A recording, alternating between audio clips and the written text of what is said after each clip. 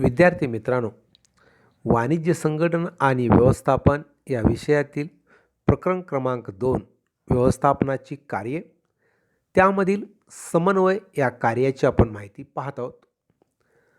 Luther गुलिक यांनी जो form दिलेला होता POSD CORB, त्यापैकी CO म्हणजे कोऑर्डिनेटिंग किंवा कोऑर्डिनेशन, समन्वय. विद्यार्थी मित्रांनो, तुम्ही आता ही स्लाईड पाहतच आहात. यामध्ये 4 पर्सनॅलिटी दिसतात. प्रत्येकांच्याकडं एक एक चित्ररूपी तुम्हाला फॉर्म दिसतो. ते चारीच्या चारी चित्र जोडल्यानंतर एक छानपैकी चित्र बनतं. त्याचे पाठ दाखवले ते मित्रांनो. व्यवसायामध्ये अगदी तसं असतं. व्यवसायाचे सर्व घटक एकत्र आल्याशिवाय व्यवसायाचा गाडा पुढे जाऊ शकत नाही. म्हणून वेगवेगळी कार्ये, सर्व स्तरावरील कर्मचारी यांच्यात समन्वय साधणं हे संघटनेच्या यशाचं खरं रहस्य असतं. आणि हे कार्य व्यवसायातील सर्व घटकांना करावं लागत असतं. म्हणून समन्वय कार्य हे व्यवसायासाठी अत्यंत आवश्यक असं कार्य बनलेलं आहे. मित्रांनो, तुम्ही या 4 स्लाईडमधून जरी पाहिलं तर तुम्हाला दिसेल. पहिल्या ठिकाणी पहा, इथंही 4 पर्सनॅलिटीज आहेत. हे 4 घटक एकत्र आल्यानंतर यशाचा मार्ग मिळतो किंवा यशाच्या सर्वोच्च शिखरावरती पोहोचता येतं. या ठिकाणी प्रत्येकाची भूमिका वेगळी आहे. प्रत्येकाने काम करण्याची, मदत करण्याची, जबाबदारी घेण्याची वेगवेगळी स्टाईल दाखवलेली आहे. पण यातूनच व्यवसायाची उद्दिष्टे साध्य होतात. याविषयी तर पहा, प्रत्येकाची एकमेकांच्या कार्याची कशी गुंफण दाखवलेली आहे. अत्यंत छान स्लाईड आहे मित्रांनो.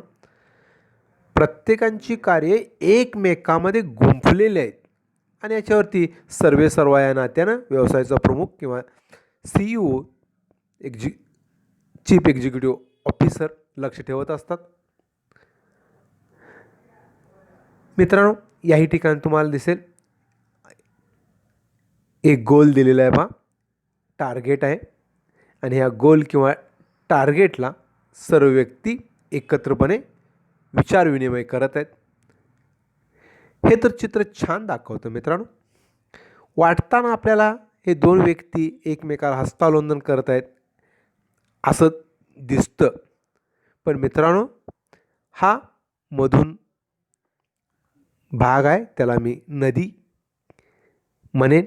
आणि नदीच्या टोकावरती हे 2 वेगवेगळे गट आहेत. हे 2 गट एकत्र आल्यानंतर हा पूल बांधला जाणार आहे. व्यवसायामध्ये अगदी तसं असतं.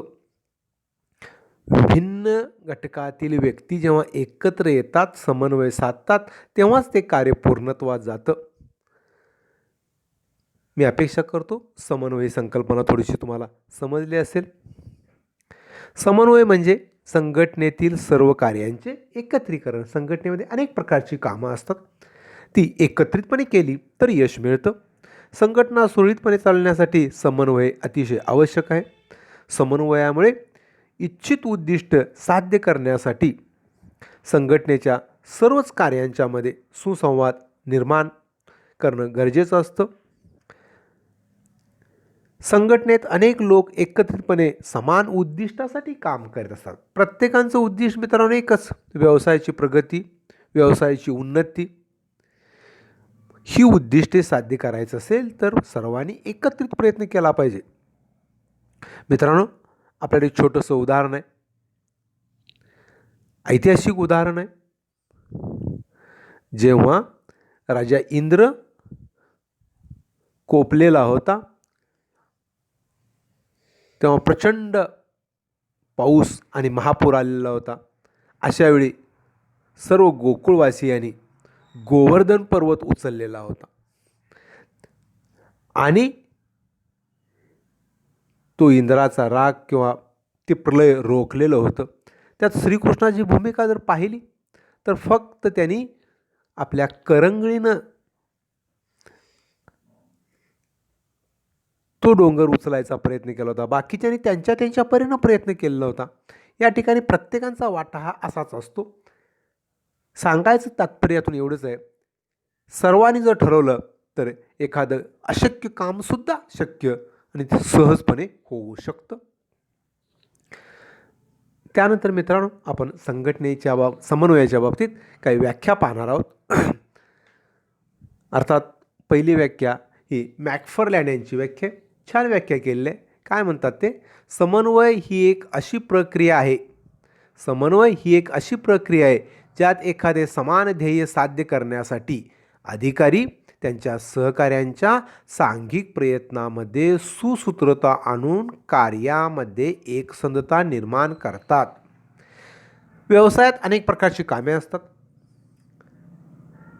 ही कामे समान ध्येयासाठीच चाललेली असतात, परंतु या सर्व सहकारी बांधवांना एका छत्राखाली आणणं, कार्यामध्ये संघटित करणं, हेच तुम्हाला या स्लाईडमधून दाखवायचा प्रयत्न केलेला आहे. मॅकफरलँडच्या व्याख्याच तुम्हाला इथं या स्लाईडमधून मित्रांनो दिसेल. दुसरी व्याख्या आपण पाहूया. अर्थात हेनरी फेयल आपल्याला माहीत आहे, व्यवस्थापनातील एक अग्रगण्य असणारं नाव. काय म्हणतात हेनरी फेयल, व्यवसायाचे कार्य सुरळीत चालावे, व्यवस्थित चालावे आणि अपेक्षित यश प्राप्त व्हावे. व्यवसायाचे कार्य सुरळीत चालावे आणि अपेक्षित यश प्राप्त व्हावे म्हणून व्यवसायाच्या सर्व क्रियामध्ये सुसूत्रता प्रस्थापित करण्याची जी क्रिया आहे त्यालाच समन्वय असे म्हणतात. व्याख्या साधी, सोपी आणि मार्मिक आहे मित्रांनो. कार्य तर आपल्याला सुरळीत चालवायचीच आहेत. पहा इथं दिसतं तुम्हाला अनेक कार्य. हे क्रिकेटच्या स्टाईलचं जर उदाहरण म्हटलं तर पहा असं दिसतं, बॅट्समनला सर्वांनी घेरलेलं आहे. मग बॉलर असेल, विकेट किपर असेल, फिल्डर असेल, हे सर्वजण कॅच पकडण्यासाठी तयार आहेत. पण हे कधी पकडू शकतात? बॉलर, फिल्डर, विकेट किपर ह्या सर्वांच्या मध्ये एक समन्वय असला पाहिजे. म्हणजे बॉलर कोणत्या प्रकारचा बॉल टाकेल, त्या बॉलला किती उंची असेल, तो बॉल कसा स्विंग होईल, तो शॉट बॅट्समन कसा मारेल आणि कॅच कुठं जाईल, हे ज्यांना कळतं तेच यशस्वी होतात. अगदी तीच व्याख्या हेनरी फेयल साहेबांनी सांगितलेली आहे. त्यानंतर पुढचं व्याख्या आपण पाहूया. मुनी आणि रिले यांच्या मते संघटनेची समान उद्दिष्टे साध्य करण्यासाठी सांघिक प्रयत्नांची सूत्रबद्ध मांडणी करून त्यामध्ये एकवाक्यता आणणे म्हणजे समन्वय. थोडीशी हेनरी फेयल आणि मुनी यांची व्याख्या साधर्म्य असल्यासारखं आपल्याला दिसतं, कारण दोघांच्या व्याख्येतून एकच मतितार्थ निघतो. त्यामुळे याही ठिकाणी आपणाला पाठीमागची जी स्लाईड मी दाखवली, क्रिकेटच्या स्टाईलचं मला जे उदाहरण वाटतं तेच मला योग्य वाटतं. उद्दिष्टे साध्य करायचं असेल तर प्रयत्न कसे केले पाहिजेत? सांघिकपणे केले पाहिजेत. सर्वांनी प्रयत्न केले. जेव्हा हे सर्वजण प्रयत्न करतात व्यवस्थित, तेव्हाच यश मिळतं.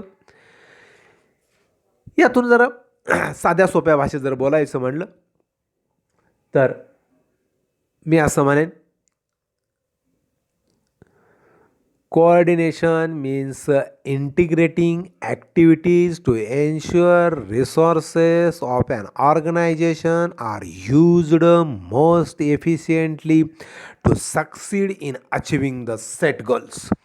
जी उद्दिष्टे आपल्याला साध्य करायची आहेत त्या दृष्टीनं आपल्याला काय केलं पाहिजे? व्यवसायाच्या सर्व क्रियामध्ये समन्वय आणण्यासाठी कार्यामध्ये सुसूत्रता राखणं हे अत्यंत महत्त्वाचं मानलं गेलेलं आहे. एवढ्यावरून आपल्याला लक्षात येईल की समन्वयाचं महत्त्व व्यवसायात अनन्य साधारण आहे. ते आपण पुढील मुद्द्याच्या आधारे पाहू शकतो. या स्लाईडवरती जर बोलायचं म्हणलं तर पहिल्यांदा पहा विद्यार्थी मित्रांनो, इथं गोल दिलेलं असतं. गोलच्या दृष्टीनं ध्येय टार्गेट असतं, त्या दृष्टीनं सर्वांना प्रयत्न करायचं असतं. या ठिकाणी हे जे ध्येय आहेत ते जर साध्य करायचे असेल, त्याचा आलेख वाढवायचा असेल तर या सर्वांच्यामध्ये योग्य समन्वय असणं गरजेचं असणार आहे. याही स्लाईडमध्ये अत्यंत छानपैकी तुम्हाला सांगितलेले आहेत. ही सगळी त्याची महत्त्वाचे भाग आहेत. म्हणजे ॲक्टिव्हिटी असेल, कॉन्टॅक्ट असेल, गोल्स असेल, ॲक्ट असेल, प्रोसेस असेल किंवा त्या रिलेटेड सर्व जे ॲक्टिव्हिटी असतात त्यांचा एकत्रितपणे विचार केल्यानंतर अपेक्षित यश मिळतं हे आपल्याला दिसून येईल. आता समन्वयाचा महत्त्वातील पहिला मुद्दा आपण घेऊया. संघभावनेला प्रोत्साहन देते. विद्यार्थी मित्रांनो, या ठिकाणी मी हा शब्द नसून आम्ही असा शब्द वापरला जातो. म्हणजे क्रिकेटच्या बाबतीत बोलायचं म्हटलं तर मी मॅन ऑफ द मॅच बनेन, मी मॅन ऑफ द मॅच किंवा मी मॅन ऑफ द सिरीज बनेन, याच्याऐवजी माझा संघ जिंकला पाहिजे, माझा देश जिंकला पाहिजे, आमची टीम जिंकली पाहिजे, ही भावना जसं खेळामध्ये आवश्यक आहे अगदी तशीच भावना व्यवसायामध्ये गरजेची असते. माझा व्यवसाय यशस्वी झाला पाहिजे, माझ्या व्यवसायाचा नावलौकिक वाढला पाहिजे, या भावनेनं जेव्हा व्यक्ती कार्यरत राहतात तेव्हाच संघटनेला प्रोत्साहन मिळतं. त्यामुळं संघभावनेला प्रोत्साहन हा ह्या समन्वयाचा अत्यंत महत्त्वाचा भाग मानला जातो. एकत्रित कार्य करण्याला अत्यंत महत्त्व असतं. संघर्ष कमी केले जातात, परिणामी यशाकडे वाटचाल होऊ शकते. दुसरा मुद्दा पाहूया आपण, योग्य दिशा दाखविणे. मित्रांनो, जी आपण मगाशी स्लाईड पाहिली, पहा हा आलेख खालीवर खालीवर डगमगत येता त्याला योग्य दिशा देण्याचं काम या व्यक्तीने केलं. तुमचा आलेख हा खाली येता कामा नये. मग गुणांचा असेल, ज्ञानाचा असेल, माहितीचा असेल, नफ्याचा असेल किंवा मार्कांचा असेल, हा आलेख नेहमी आपला कसा असला पाहिजे, वरती जाणारा असला पाहिजे. त्याला दिशा देण्याचं काम करायचं असतं आणि हेच काम समन्वयामध्ये केलं जात असतं. आणि ही दिशा देण्यासाठी या सर्वांच्यामध्ये अत्यंत महत्त्वाचं म्हणजे चर्चा, विचार विमर्श, विचारांची देवाणघेवाण झाली पाहिजे, तरच हे शक्य आहे.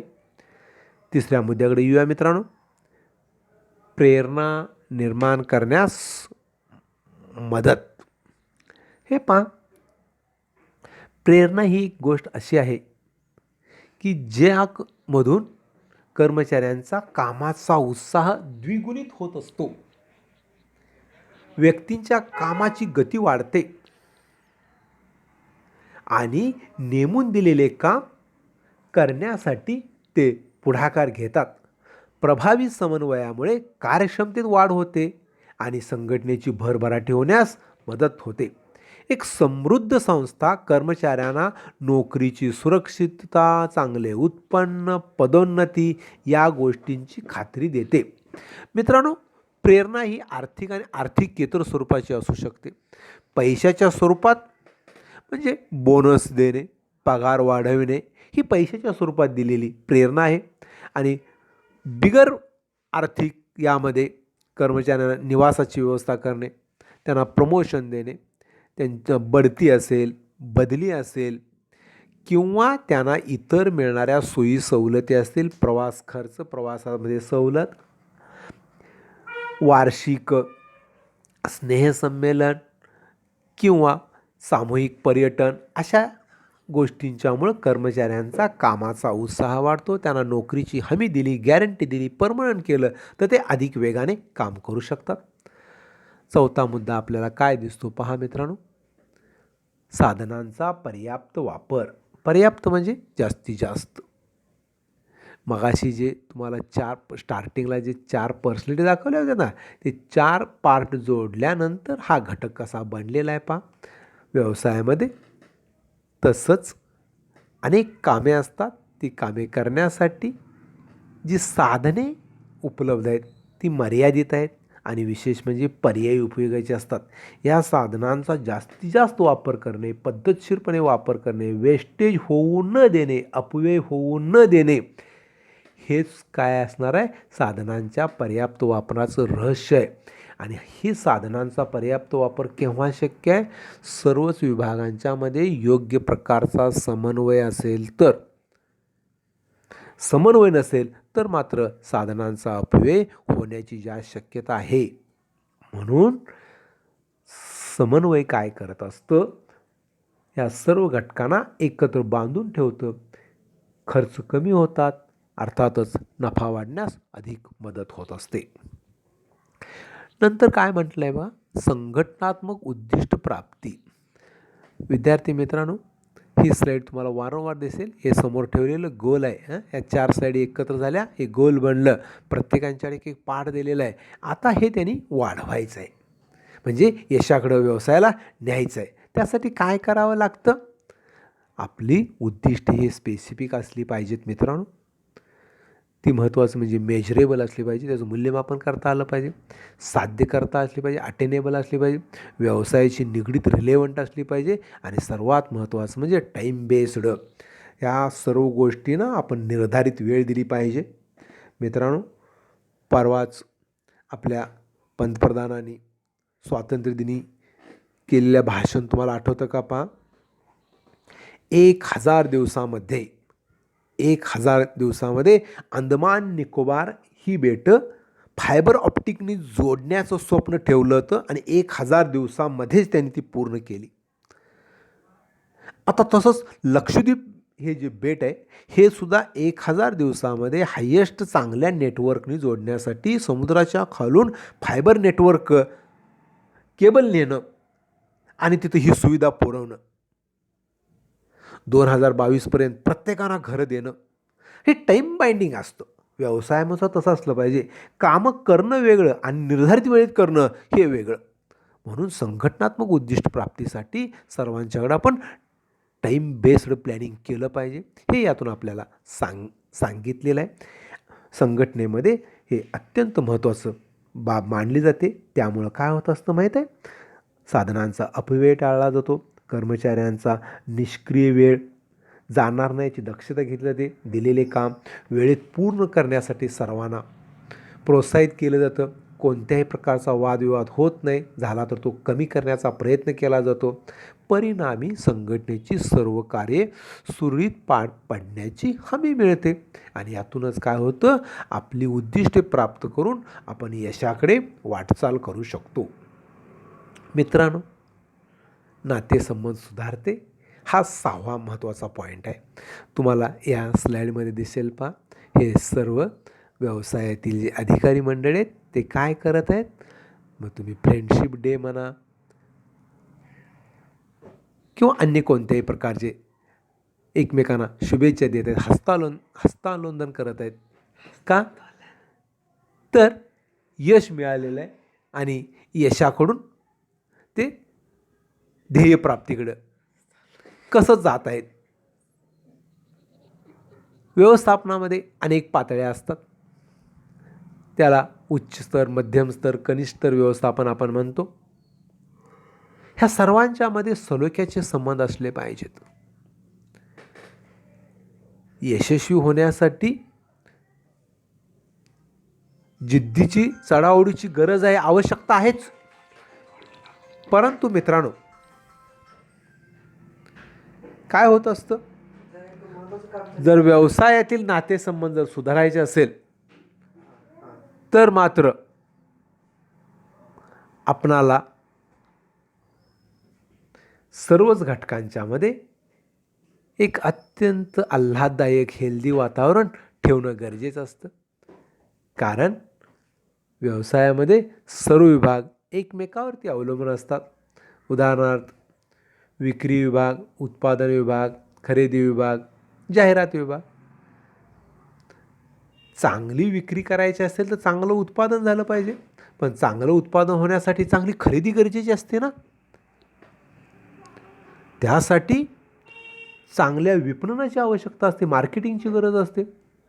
तसंच फायनान्स डिपार्टमेंट, ज्याला सगळ्या विभागांच्या नाड्या जिथं असतात त्याला अर्थविभाग आपण म्हणतो, खरेदीला योग्य ते पाठबळ देणं, विक्रीतून आलेला फंड गोळा करणं, ह्या सर्व कार्यांच्यामध्ये जर सुसूत्रता असेल तरच व्यवसाय यशस्वी होऊ शकतो.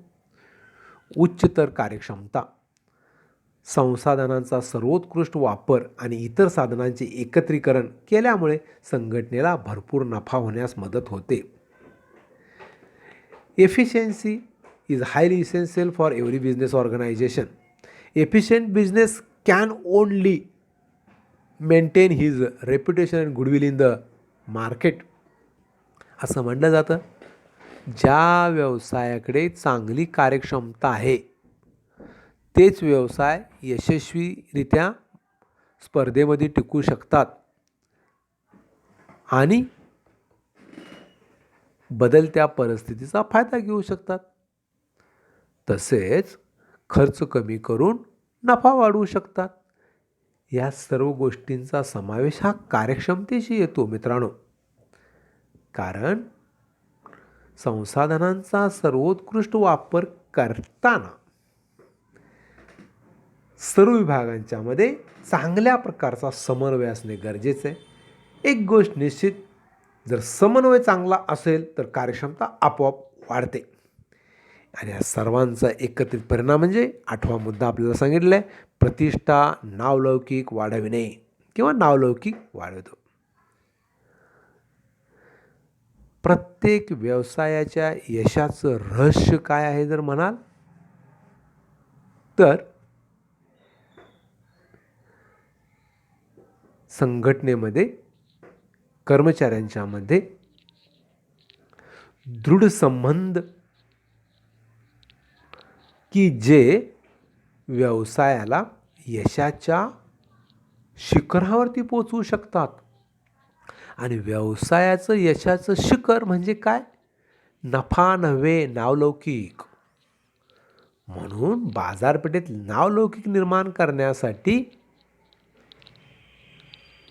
बाजारामध्ये आपल्या भागांच्या किमती वाढवण्यासाठी, शेअरच्या किमती वाढवण्यासाठी, भांडवलाच्या किमती वाढवण्यासाठी आणि समाजात चांगली प्रतिमा निर्माण करण्यासाठी आपल्याला प्रतिष्ठा नावलौकिकाची गरज असते. आणि ही प्रतिष्ठा नावलौकिक कशातून मिळते? फक्त आणि फक्त व्यवसायातील समन्वय या घटकामुळे. कारण मित्रांनो, व्यवसायाचे हे जर सर्व घटक, सर्व कार्ये, सर्व विभाग एकत्रितपणे जर काम करू लागली तर त्यांचा वेग एवढा बनेल की तो वेग अडवण्याची ताकद किंवा क्षमता स्पर्धकांच्याकडे असूच शकणार नाही. म्हणून हे व्यवसायाच्या यशाचं गमक किंवा रहस्य मानलं गेलेलं आहे. आपण 9व्या मुद्द्याकडे येणार आहोत, तो म्हणजे निर्देशनातील एकवाक्यता. मित्रांनो, निर्देशनातील एकवाक्यता, आदेशातील एकवाक्यता हे हेनरी फेयलच्या तत्वातील एक महत्त्वाचं तत्व आहे. त्यांच्यामध्ये काय असतं? संघटनेतील सर्व विभाग निरनिराळी कार्य करीत असतात, परंतु सामान्य ध्येयप्राप्तीसाठी ह्या सर्व विभागांच्यामध्ये समन्वय असणं जास्त गरजेचं आहे. कारण प्रत्येक विभाग हा एकमेकाशी अत्यंत संलग्न असा आहे आणि म्हणून संघटनेच्या सर्व विभागासाठी योग्य निर्देशन देण्याचं काम, डायरेक्शन देण्याचं काम कोण करत असतं? समन्वय करत असतं. म्हणजे समन्वय, त्याला आपण की रोल असं म्हणतो, महत्त्वाचा घटक असा मानला गेलेला आहे. मी तर म्हणे जहाजाला किंवा होडीला जी सुकानुची जी भूमिका असती, दिशा देण्याची जी भूमिका असती, ती भूमिका व्यवसायामध्ये निर्देशनच्या रूपानं समन्वय करतो. आणि शेवटच्या मुद्द्याकडे येऊया मित्रांनो, विशेषीकरण. त्याला आपण स्पेशलायझेशन असं म्हणतो. कारण व्यक्ती म्हणल्यानंतर त्यांच्या डोक्यामध्ये विचारांचं अनेक चक्र सुरू असतं. हे आपल्याला वेगवेगळ्या गोष्टीतून आपण दाखवलेलं आहे आणि बरेच वेळा मी दाखवलेलं आहे. हे व्यक्तीच्या डोक्यात जे विचारांचं चक्र सुरू असतं ते आपल्याला या स्वरूपात दिसतं पहा. मग कोणकोणतं चक्र असेल? अनेक बाबतीत असतं. व्यवसाय, उत्पादन, विक्री, वाढ, नफा, नावलौकिक, प्रतिष्ठा, आदेश, निर्देश, ह्या सगळ्या बाबतीत विचारचक्र सुरू असतं आणि संघटनेच्या सर्व विभागांचे प्रमुख आपापल्या क्षेत्रातील तज्ज्ञ व्यक्ती असतात. या विभागीय प्रमुखांचे असलेले ज्ञान व्यवस्थापकीय निर्णय घेण्यास उपयोगी पडतात. कारण सध्या आपल्याला दिसून येईल, बऱ्याचशा व्यवसायामधून प्रोफेशनल मॅनेजमेंट ही स्कीम वापरली जाते. व्यावसायिक व्यवस्थापन म्हणजे काय? परचेस डिपार्टमेंटला परचेस मॅनेजर, सेल्स डिपार्टमेंटला सेल्स मॅनेजर, मार्केट डिपार्टमेंटला मार्केटिंग मॅनेजर. ही जी माणसं असतात किंवा प्रोडक्शनमधील प्रोडक्शन मॅनेजर आपापल्या क्षेत्रातील अत्यंत तज्ज्ञ बुद्धिमानी व्यक्ती असतात. त्यांच्या ज्ञानाचा उपयोग व्यवसायाला करून घेणे ह्यासाठी समन्वय अत्यंत गरजेचं असतं. म्हणून संघटना व्यवसायाच्या स्पर्धात्मक जगात टिकते, समृद्धीकडे आणि यशाकडे वाटचाल करू शकते. त्यातून काय घडतं माहीत आहे? ह्या स्लाईडमध्ये शेवटच्या आपल्याला दिसेल. पहा मित्रांनो, तुम्हाला धन्यवाद म्हणायच्या अगोदर तुम्हाला मी सांगू इच्छितो, हे उद्देश आपला होता.